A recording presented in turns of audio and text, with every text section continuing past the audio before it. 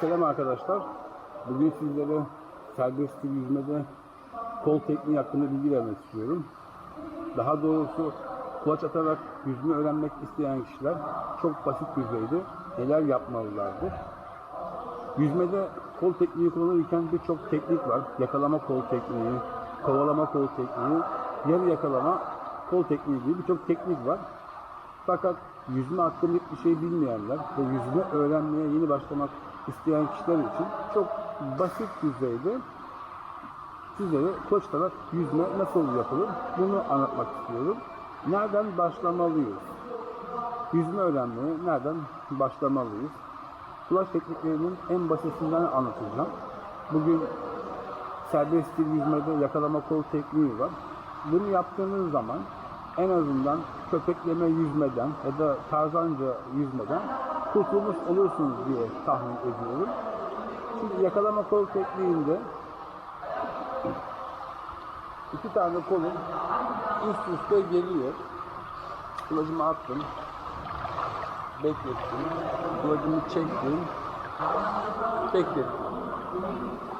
Bu iki tane kolum iki arkadaş gibi düşünün. Bunlar yolda karşılaşmışlar.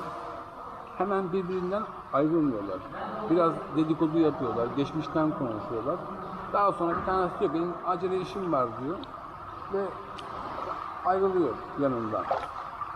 Kollarımızı üst üste koyacağız ilk başta. Ama bunu çok fazla çalışırsak, aşırı çalışırsak bu kol tekniğini kulaç atmadan daha sonra yüzerken kollarımızın çapraz olmasını sağlar.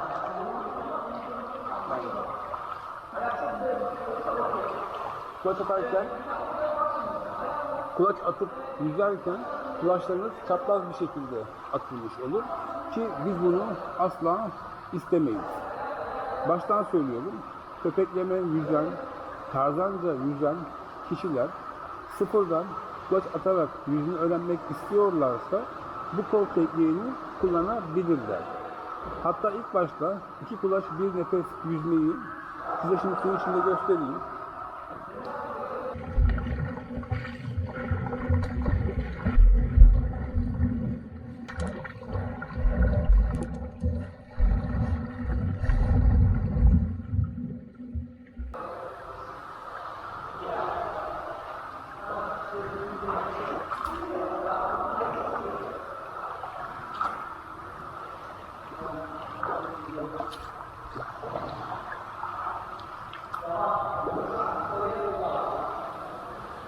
Bu yüzme tekniği bir diğer dezavantajı ise ben kulacımı attım, çektim, yani şuradan göstereyim, çektim, beklettim, çektim, beklettim. Bu sefer sanki böyle yüzerken takılı kalıyormuşsunuz gibi bir his uyandırır. Nasıl yüzme öğrenmek, yürümeyi öğrenmek gibidir. Adımımı attım, durdum. Attım, durdum. Attım, durdum. Yani hızlı bir şekilde yüzemezsiniz.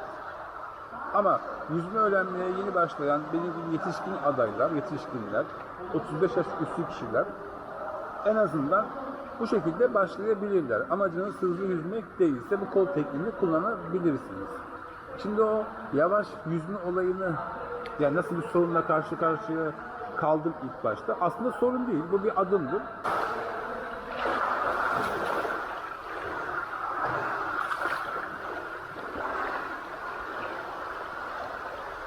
Eğer videoda yakalayabildiyseniz nefes almadan geldim.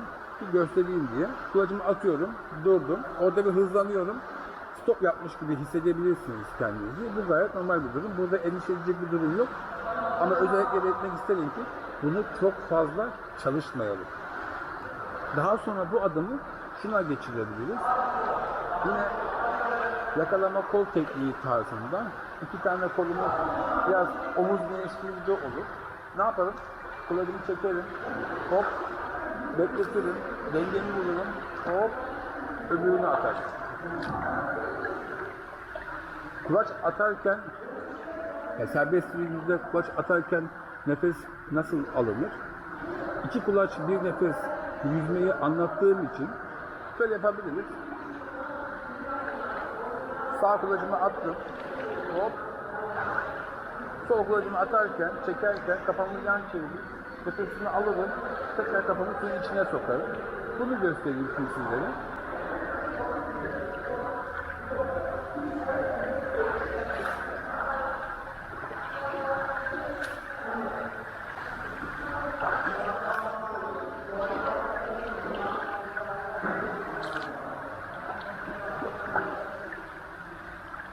Bu antrenmanı sadece sol taraftan nefes alarak yapabiliriz.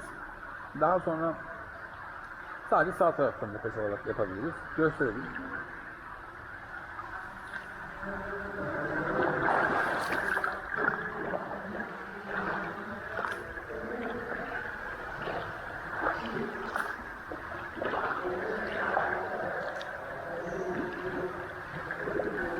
Kolumu çekerken de kolumu düz kol tekniği kullanarak kolumu pantolon kenarında, pantolonun bacağımın kenarından dümdüz bir şekilde uzattığım ve kulacımı ileri doğru atıyorum. Kulaç çekmeyen, ileride suyun üzerinde kulaç çekmeyen kolunuz, yani ileri uzanan kolunuzu mümkün olduğunca ileri doğru uzatmaya çalışın. Suyun üzerinde geniş bir alana yayılmaya çalışın ki daha akıcı bir şekilde yüzersiniz. Videoyu toparlayacak olursam bu çok basit düzeyde kulaç atarak yüzme öğrenmek isteyen kişilere hitap eden bir yüzme öğrenme videosudur. Diğer yüzme öğrenme videolarımı da aşağıya açıklamalar kısmına, yorumlar kısmına bırakıyorum arkadaşlar. Birçok video var. Size hitap eden bir videoyu izleyebilirsiniz. Teşekkürler.